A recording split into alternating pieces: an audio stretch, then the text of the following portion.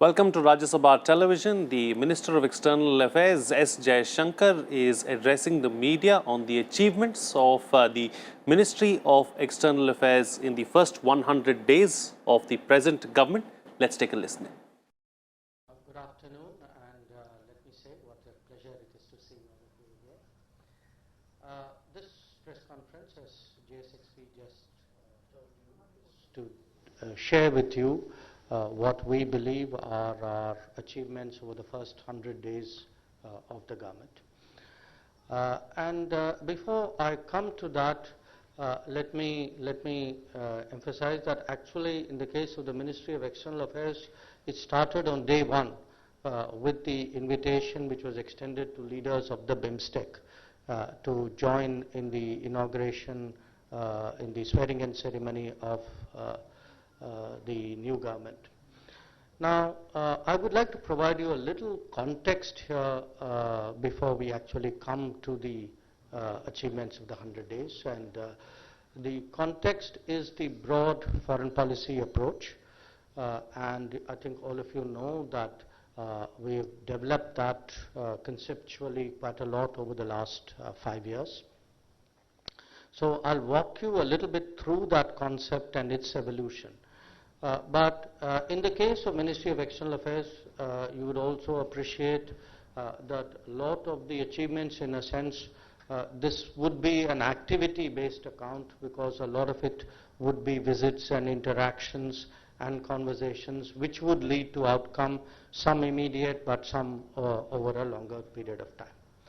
So if I were to give you that context starting with foreign policy, and in a sense what is different in the foreign policy approach that we have been following, not just in the last 100 days but in the 5 years before that. To me, 2 or 3 very sharp points stand out.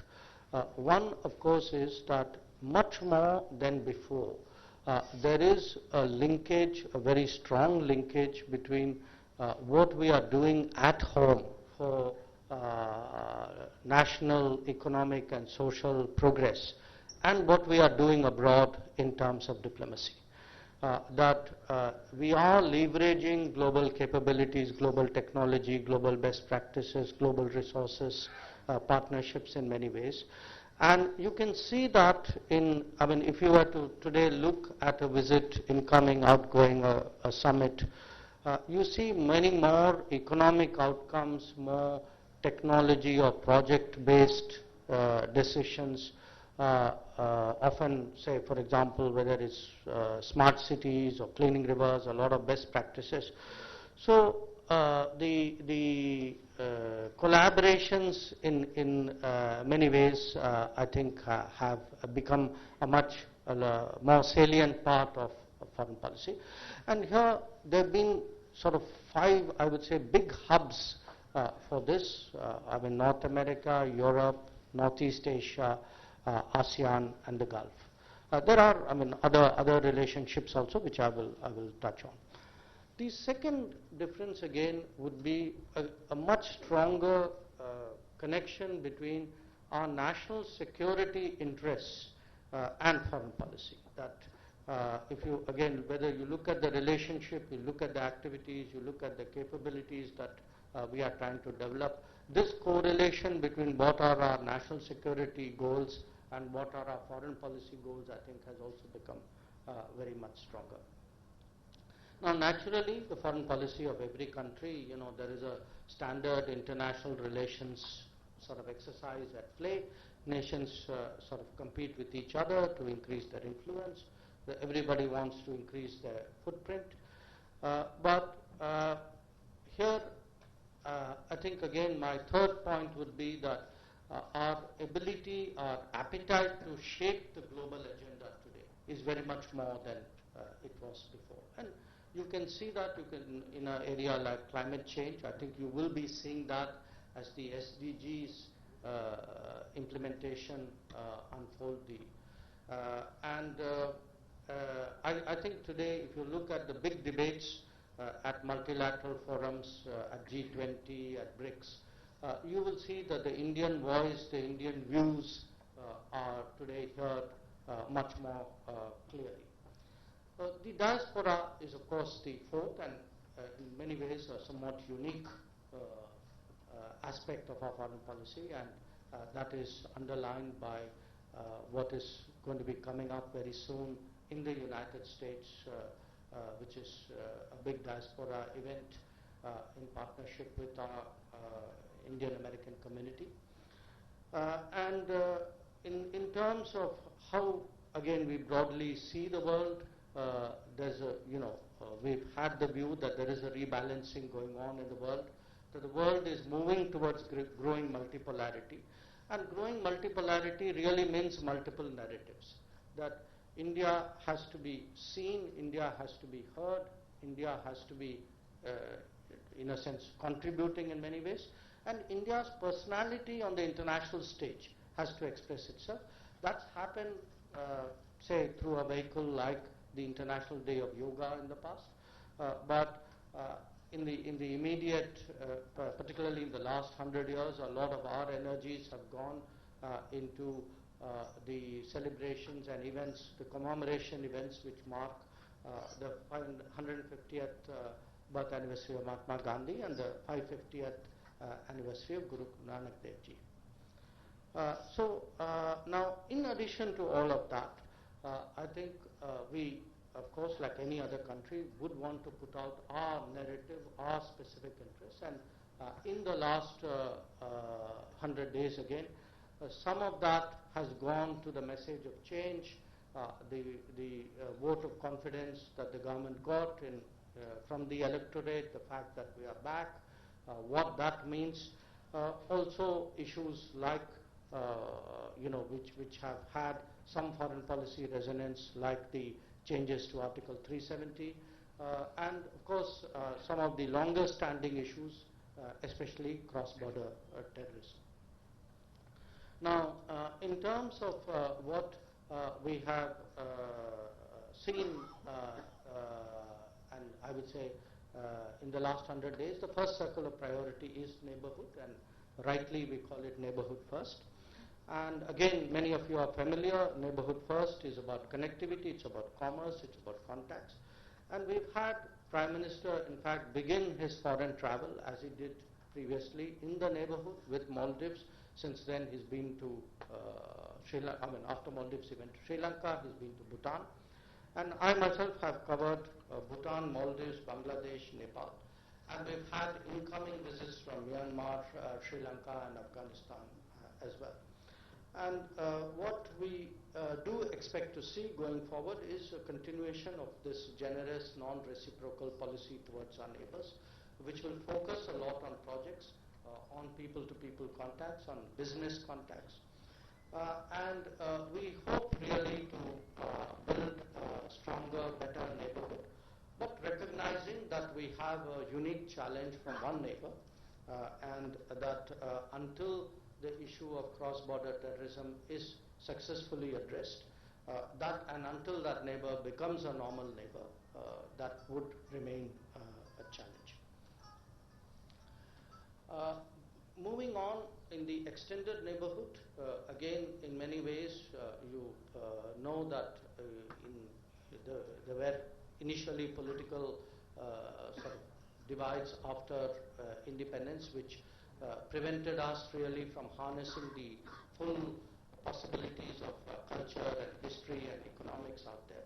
But today, between look east towards ASEAN and what we are doing in the West, and in fact, Foreign Secretary has just come back today from Iran, we've really done, I think, an enormous amount to change the relationship, change perceptions of India, both to the East and the West. In the East, a lot of that is centered around connectivity, security, and our support for ASEAN centrality. It is transposed on achievements which we've already had in business, diaspora, and culture. In terms of the contacts over the last 100 days, Prime Minister met many of the leaders of this region at the G20. I went to Indonesia, to Singapore. I went for the ARF in Thailand.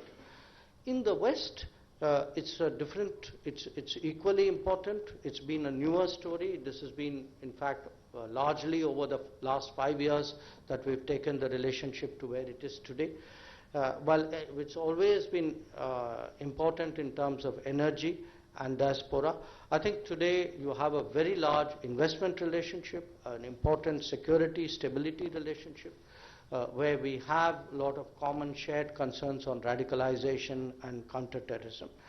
And again, there's been a lot of focus here. Prime Minister went to UAE and to Bahrain. You know that he got the highest awards in these countries. I hosted the UAE Foreign Minister very soon after assuming office. Our Minister of State went to Kuwait. I think he's in Iraq today. We have, among the activities of the last 100 days, we have facilitated our naval deployment in the Straits of Hormuz, and we've supported more than 200,000 Hajj pilgrims going for the Hajj. Now, moving beyond in terms of major powers, we've had our endeavor, of course, is to have the best relations with all these powers so that our options, our positioning is the best. And in the last 100 days, actually, Prime Minister has met the leaders of all the P5 plus 2, plus Germany and Japan. And I met all the foreign ministers except the German, who I hope to meet soon. And some of these were at multilaterals, but we've had a dedicated bilateral summit with Russia at Vladivostok for the Prime Minister, with France during his visit there. I have myself been to China. I also had a bilateral with Japan. And while we did all of this, I think we did this taking full advantage today of a lot of multilateral events, of global opportunities which these conclaves provide. And it tells you today something about the nature of diplomacy, and more important, about India's standing. That if you look even at the last 100 days, I mean, we've had the G20 summit, the G7 summit, the Shanghai Cooperation Summit, the Vladivostok, the Economic Forum, the Far East Economic Forum, the CICA Summit, the ARF meeting, the BRICS, Commonwealth, and we had, of course, BIMSTEC out here. And we've really taken full advantage of this. Prime Minister is extraordinarily energetic, and the rest of us try to emulate that also. So we use each of these opportunities to the extent we can, and I would say I hesitate to give the numbers. I think he probably would have it, but we would really be at least in the middle.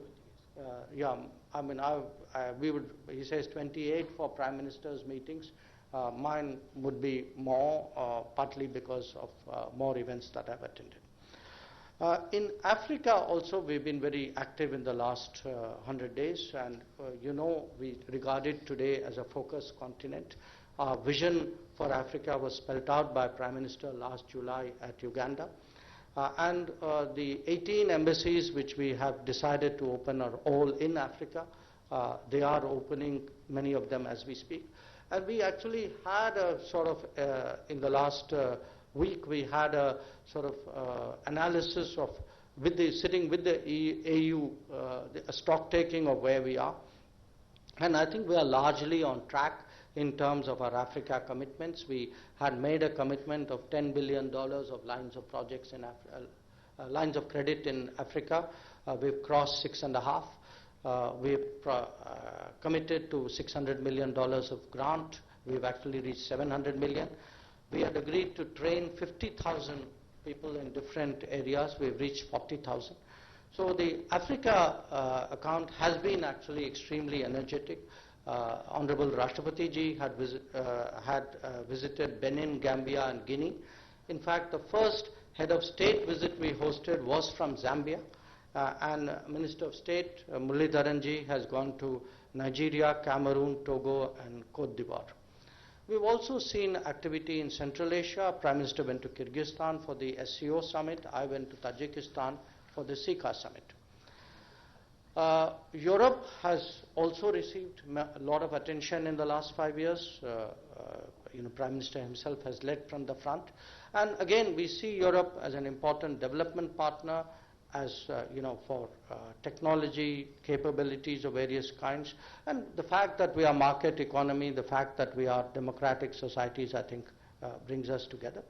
And here again, President has been to Iceland, Switzerland, Slovenia. Vice President's been to the 3 Baltic countries. I have engaged both the outgoing and the incoming European Commission leadership, been to UK, Poland, Hungary, and Belgium.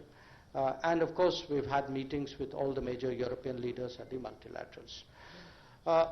The picture in Latin America and Caribbean is also moving along. Minister of State, and I must tell you, we expect in these 5 years actually to give this region much more attention than we did in the last 5.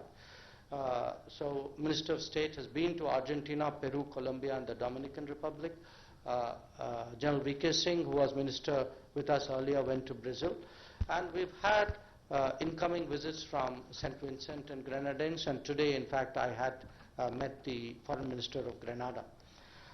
We are concentrating a lot on the CARICOM, with which again we have a very strong historical cultural bonding. We hope to see more of them at the UNGA. And again, you have a variant of this story in Oceania. We will be dealing more with FIPIC. Again, we expect to see them at the UNGA. I've had incoming visits from New Zealand, from the leader of opposition, and there have been meetings both between PM and me where Australia is concerned. So this is a sort of a broad activity story. In terms of practical achievements, a sort of bricks and mortar kind of level achievements, we've actually, even in 100 days, there are projects which we concluded, there are projects which we concluded and inaugurated, there are projects which we have had milestones, there are projects where we have commenced. So I can tell you again, this is a ministry which is today extremely focused on delivering on development assistance abroad. And among the examples, we were the first country to actually complete a project in the Rakhine state. We built 250 houses there. They're ready to go. With Nepal, Prime Minister inaugurated the Motihari Amlekhganj pipeline. We have completed 50,000 houses, which we had committed to do after the Nepal earthquake in Nuwakot and Gorkha districts. In Bhutan, Prime Minister inaugurated the Mangdechu Dam. He also inaugurated the Earthlink station. And in Bangladesh, in fact, again, we've just completed the first vocational training institute at Khulna. We've started work on the Parvatipur-Siliguri high-speed diesel, what we call Friendship Pipeline. We've also started work on the Agartala-Akhora railway line. We've had in Sri Lanka the inauguration of the 1990 ambulance service, which enjoys enormous popularity there in the eastern province in Nampare. We have in Maldives completed and inaugurated the composite training facility for the Maldivian Defense Forces, 2 coastal surveillance radars as well. Prime Minister promised during his visit the renovation of Friday Mosque, and we've already started work of that in Maldives. In Mauritius, we've completed the ENT hospital. In Kenya, for example, we've just finished a textile factory. In Cambodia, we've done a clinic and a school. And all of this, I'm giving you as a snapshot of really what's happened in the last 100 days. And you can expect, this pace of work to really carry on for the next 5 years. Now, while I've spoken largely of our ministry, I must also acknowledge the partnerships with other ministries, which is so central for us to deliver on the practical aspects of our foreign policy. Here, I must particularly recognize the Department of Posts, because they've been a very, very positive, energetic partner in the spread of our passport seva kendras through the country. We are doing it today by locating them in post offices. In the last 100 days, we have opened 6 more. I just opened one this weekend at Rajpipla in Gujarat.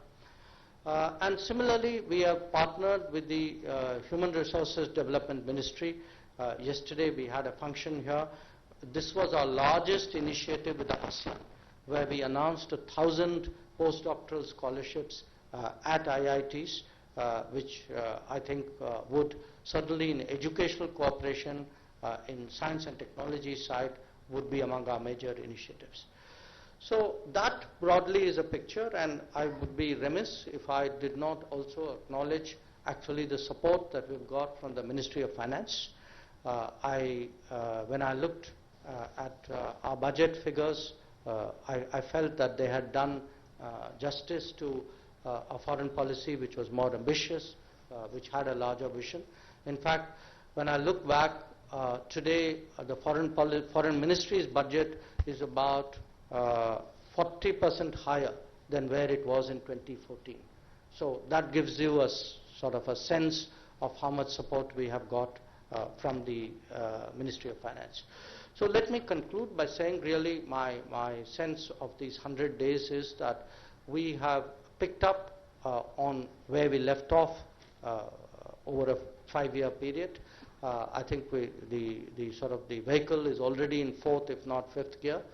And I would say this with great objectivity. I think the record over the last 5 years has been very much that the country's standing in the world has gone up. I think people recognize it. I think the Indian people recognize it, and it was one of the many factors for the vote of confidence which was given to the Modi government. So I'm very today very honored, very privileged to lead the MEA team to take the last 5 years forward for the next 5. So once again, thank you for your attention, and I'd be delighted to take any questions you have. Thank you very much, sir. Before we move into the Q&A round, 3 simple points. Even if I identify yourself, please do introduce yourself, your name and the organization's name. 1 question. Please avoid linked question. And the third, which is very important, is that we will try to cover one topic in one go. So if, for example, the first question relates to the neighborhood, we will try to cover that topic before we move to the next topic, so that we can cover as many topics as possible in the limited time which we have. So we can start with the first one, Siddhant. Hi, Sam Siddhant from Beyond. My question is on India-US relationship. We know the Indian Prime Minister will be going and meeting him 3rd time perhaps in this year. There are contentious issues, trade being the topmost. When can we see this issue being resolved? When can we expect a resolution or perhaps a trade deal? I will take other questions on US as well, India-US relationship. Manish. And then Manish in front of Manish Chan, the India Rights Network. Prime Minister is going to be meeting President Trump twice, once in Texas and once in New York. When we talk about the quality of India-US relationship, you know, I mean, there, apart from the contentious issues, there is also President Trump's unpredictability, especially his notorious flip-flops on the Kashmir issue. Where do you see, I mean, with this kind of unpredictability, where do you see the issues dissolving themselves?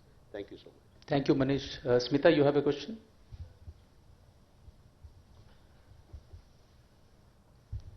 Smita Sharma. Several US congressmen, military committees have raised concerns about the human rights situation in Kashmir. As the Prime Minister heads there, and the External Affairs Ministry has been doing much firefighting about the internal situation in the state, is there any assessment that you have in terms of by when can at least the political detentions be phased out, it's going to get over, or is the detention going to be a normal till the neighborhood state, till the neighbor doesn't turn into a normal state? Smita, this pertains to perhaps a later topic. We are only talking about India-US relationship. Manish, you have a question? Sir मैं मनीष झा हूँ TV9 Bharatvarsh से, और मेरा सवाल ये है कि 4 दिन बाद जब प्राइम मिनिस्टर मोदी और प्रेसिडेंट ट्रंप दोनों एक ही मंच पर होंगे, 50,000 से ज़्यादा लोगों की भीड़ होगी, तो कश्मीर पर भारत के फैसले के बाद ये कैसा मैसेज होगा पाकिस्तान के लिए या दुनिया के लिए, जब 2 बड़े देश के नेता एक साथ मंच पर होंगे?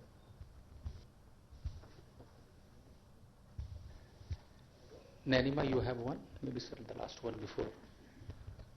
Nanima Basu from The Print. Do we plan to ask for a waiver on the Iran sanctions, so-called, from the US, as far as the waiver is concerned on purchasing oil from Iran? Thank you. Thank you.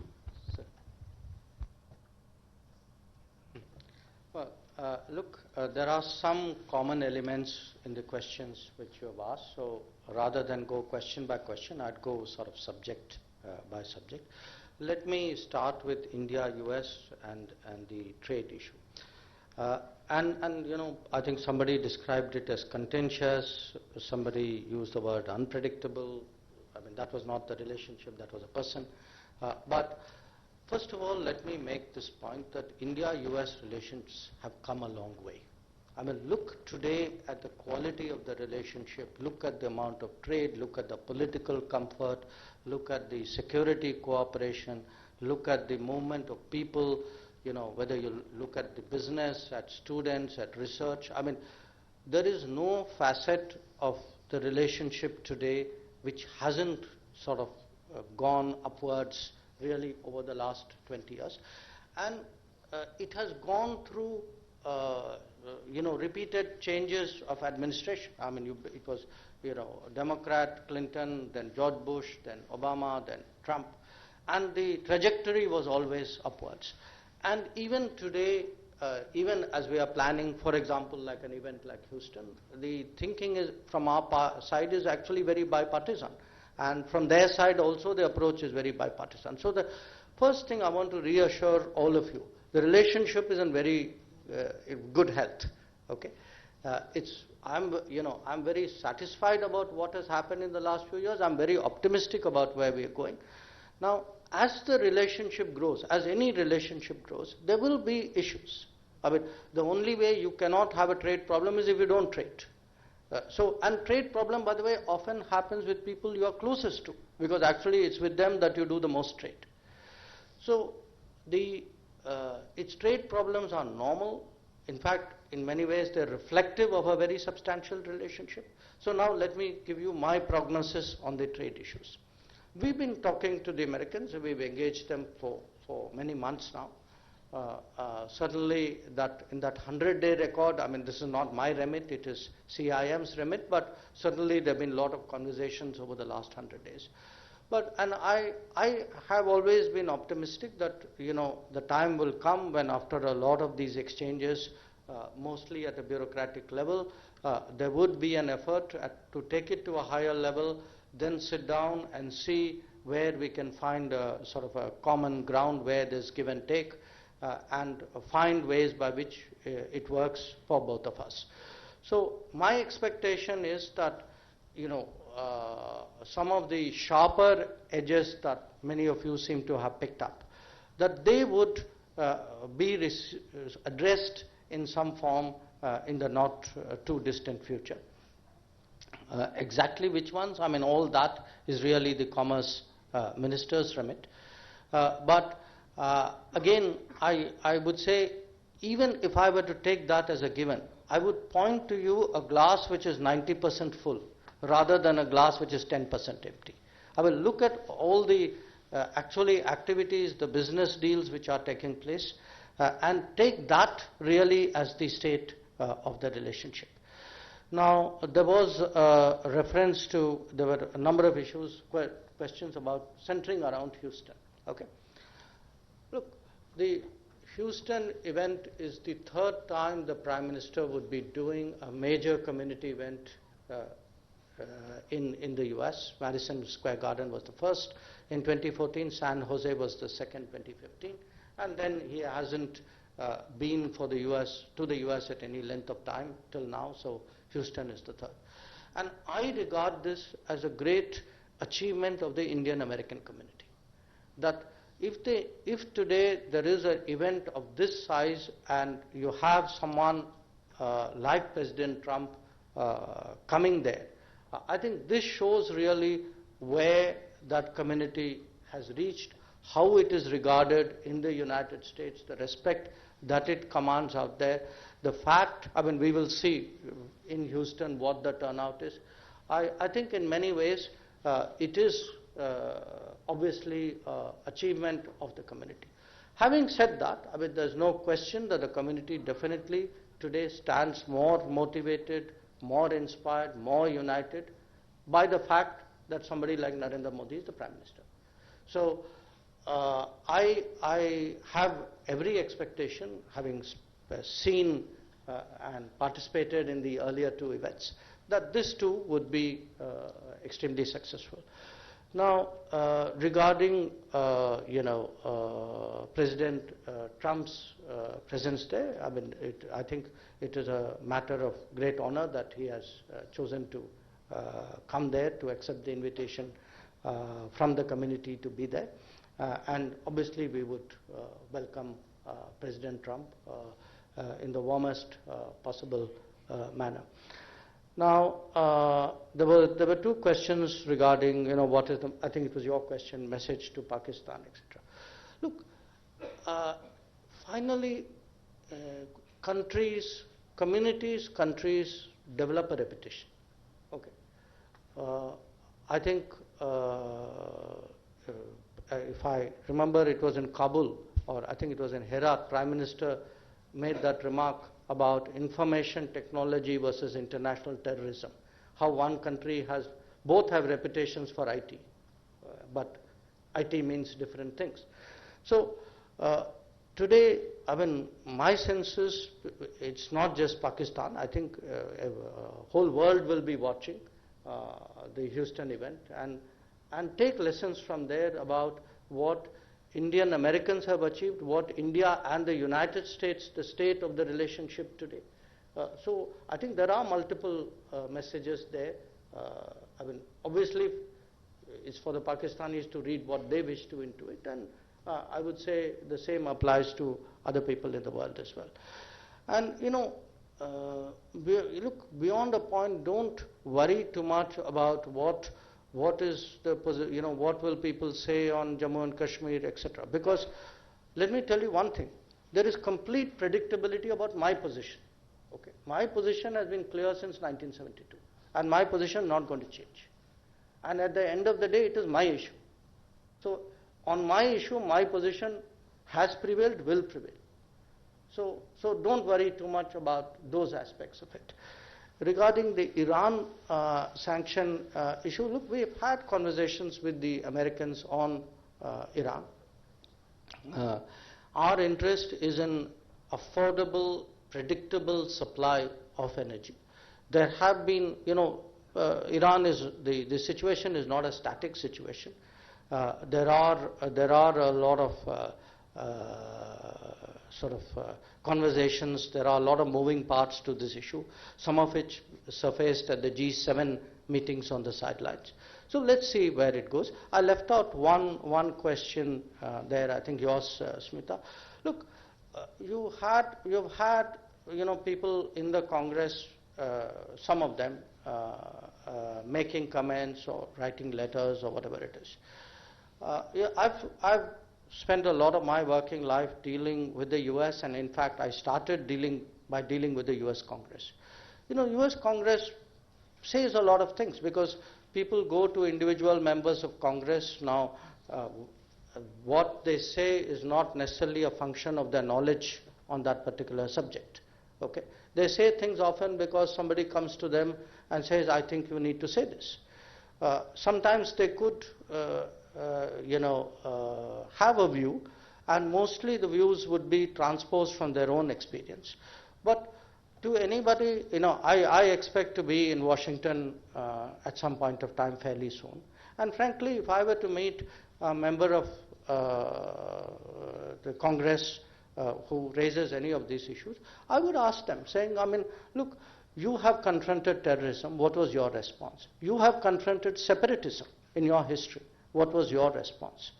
Would you be impassive if, let us say, affirmative action was not implemented, or if gender justice was not delivered, or if the laws of your country did not apply to one part of the country? So ask yourself the same questions I'm asking myself. And if after all that you still have a point of view, then I'd be happy to talk to you. Just one sec. We move to the second topic. Ashish.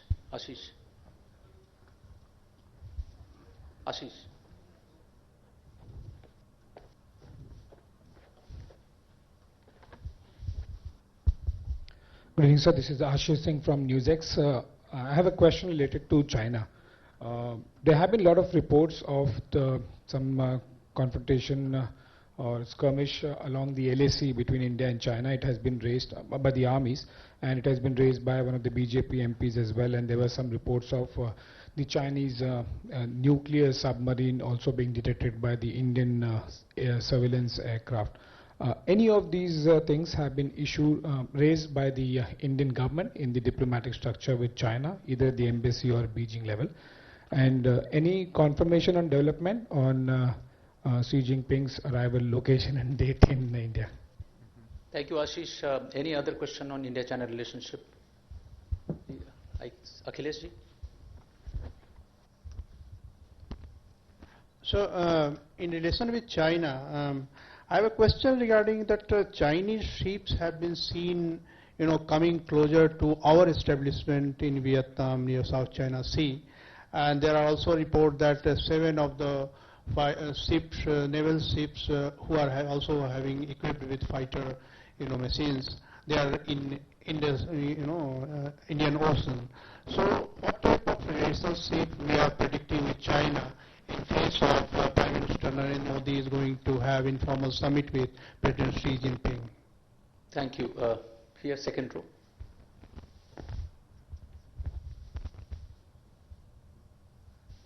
Sir, Rishikesh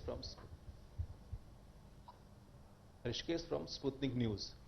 Sir, can you elaborate the progress regarding the collaboration collaboration with China in third country? That what we have seen that in Afghanistan that we are providing skill development or like this. Thank you. Indrani, you have a question, right?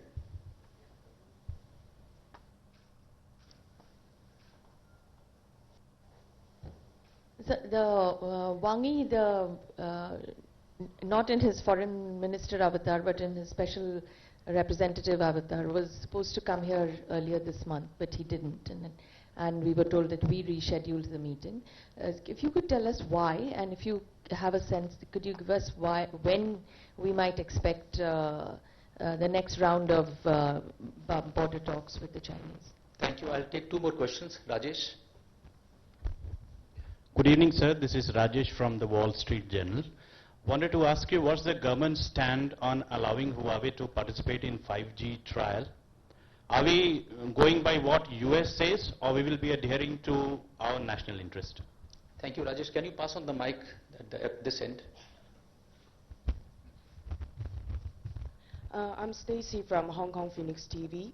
And we see that a lot of journalists raised here already about recent challenges and also some old issues between India and China. And last year we see the informal summit, and there's a Wuhan summit. And the Wuhan spirit is the main thing, and how it make India-China's relation in the past 1 year. And now the second informal... Can I get a question? Oh, yeah. The second Considering a question, not giving a... Yeah. The second informal summit is coming, and how do you see the Wuhan spirit really working for India and China relation, or there's going to be another spirit? Thank you. Thank you. Yeah, okay. Just to add to China, I mean, we have seen how China has positioned itself vis-a-vis Kashmir or with Pakistan on Kashmir.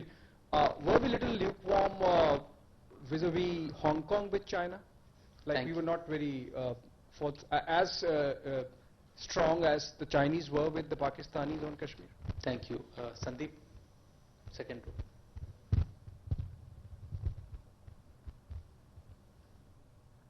Sam Sandeep Dikshit with the Tribune. In Beijing, you had said that India has no designs beyond the LAC and the LOC. That's not correct. I didn't say that. Mm-hmm.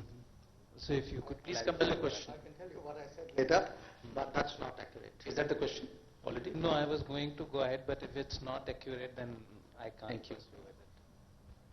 Last row, second last row, Venkatji. Is there any rethink on our position on the border road initiative? The Chinese, will that figure in Mr. Xi Jinping's meeting with Mr. Modi? Thank you. So we have questions. Sir. Thank you. So let me start with what happened on the border. Look, first of all, we didn't have a skirmish. I want to be very clear. I think there was what is called a face-off, and it was resolved. And from time to time, that has happened, and it has happened because you have differing perceptions of the line of actual control, and patrols meet. And sometimes that kind of situation happens. Now, there are mechanisms, a lot of effort has gone into mechanisms and procedures to address such situations. And in this particular case, I think the mechanisms kicked into play and they did address that. And that's happened in the past as well.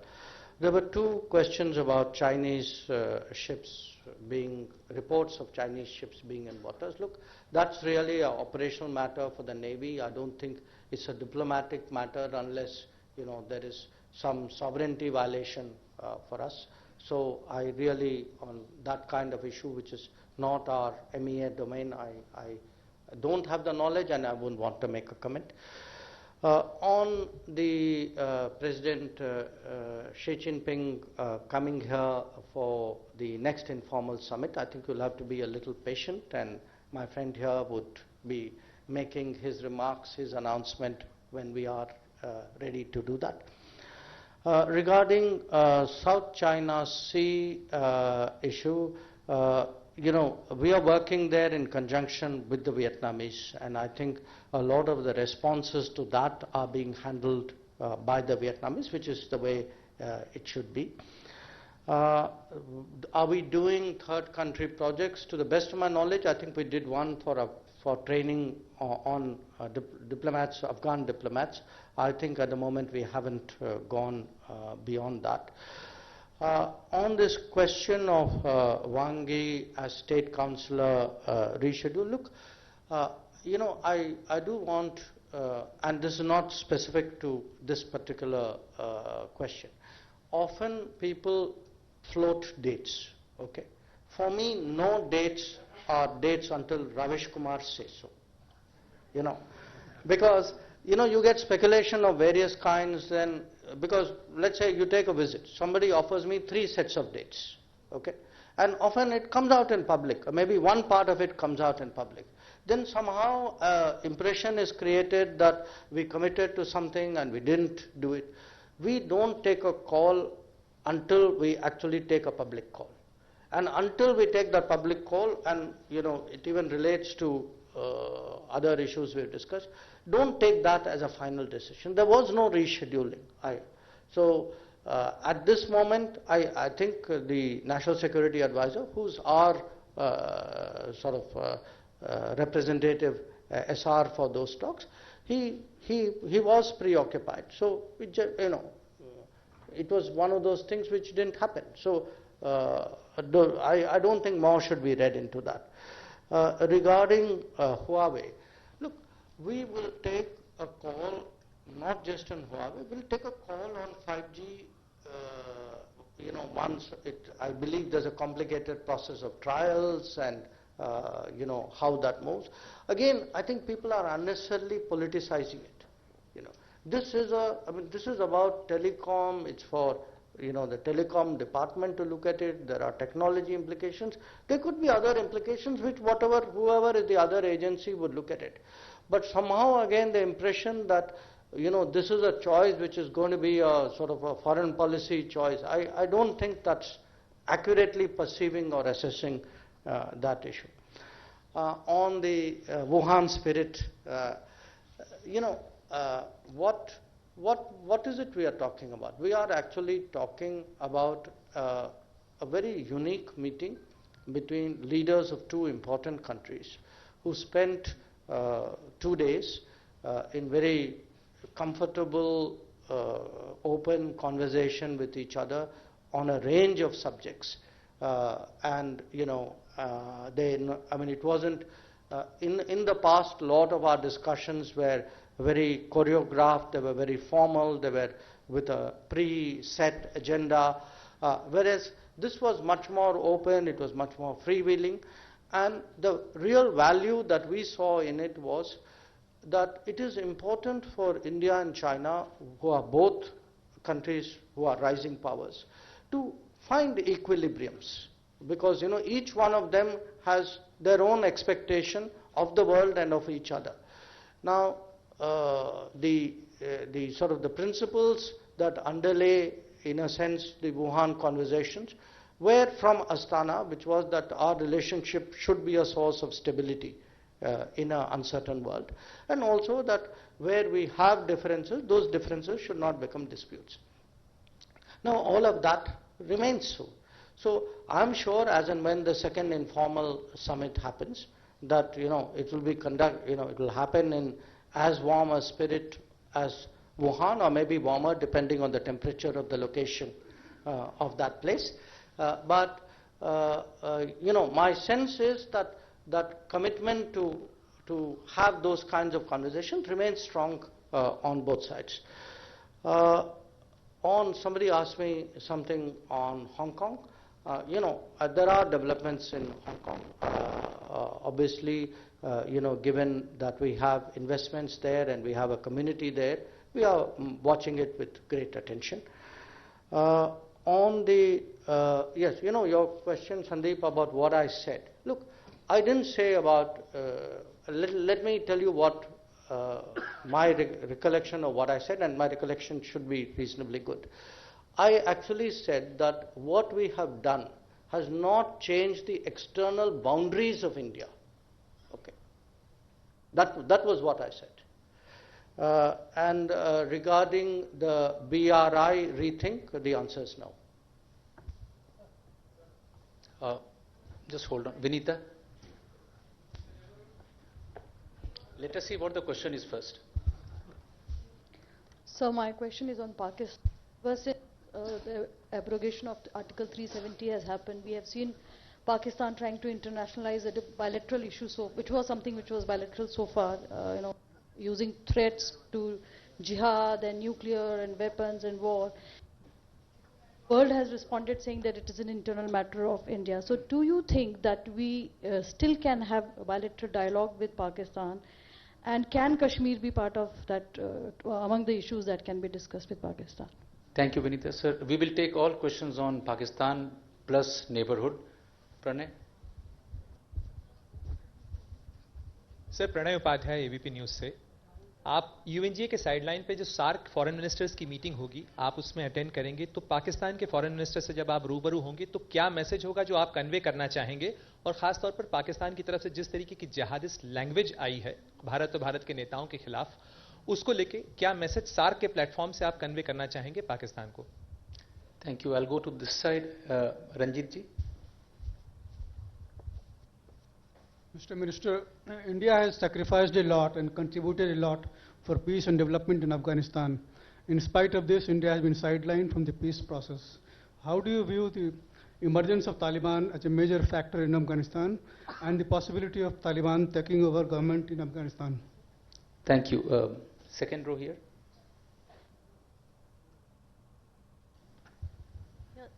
Sir, this NRC issue is going on.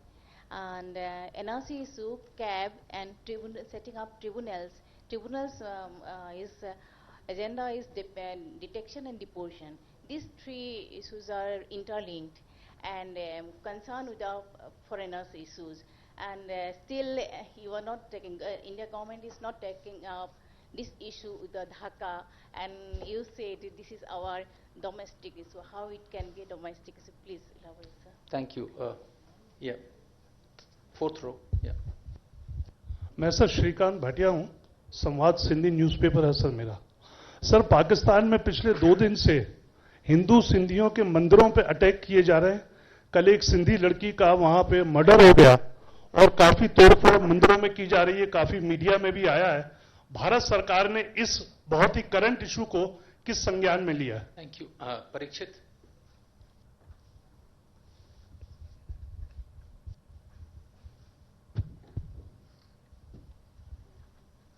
Sir, in the last 100 days, we've seen a lot of emphasis in broadening our energy imports. We have been saying that we don't want to be dependent on any one particular country. Having said that, sir, where do you see the energy relationship with Iran going? Do you think this aspect of our bilateral relationship with our traditional energy partner Iran has suffered? And do you think the recent attack on the Saudi Aramco refinery, the US is now blaming Iran for it, does this complicate India's position further? Thank you. The back row, the last row. Kalol? So do you think our actions in Kashmir is hurting our international image? Thank you. Maha?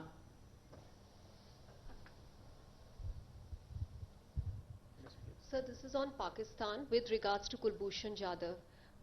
Why did India change its position within a span of a month on unimpeded consular access to Kulbhushan Jadhav? Will we be seeking another meeting with Kulbhushan Jadhav? Thank you. We split it here. We will take another round of questions on Pakistani neighborhood. Sir. Okay. The first question related to 370 bilateral, international. Will you still have a dialogue? Look, I mean, first of all, 370 is not a bilateral issue. 370 is an internal issue. Now, with regard to Pakistan, the issue is not 370. The issue is Pakistan's terrorism. So again, there's no change really, and how can there be? I mean, we must sort of make the world realize, and we do that. I mean, when I go abroad, I always ask other people, saying, show me anywhere else in the world where any country conducts terrorism openly against its neighbor as part of what it considers its foreign policy. So until the terrorism issue, what should come on the table first of all is the terrorism issue, because that is the root cause of the state of the relationship. So I think there has to be a recognition of that. On what happens if or when, whatever, I meet the Pakistani foreign minister on the sidelines of UNGA. Well, we'll see when that happens. So we were, I think, we were together. Together meaning at the same place during the Commonwealth Foreign Ministers meeting in London. So, these are international events, but where SAARC is concerned, my message would be this. SAARC is about regional cooperation. So what do you need for regional cooperation? You need trade, okay, on an MFN basis. You need connectivity.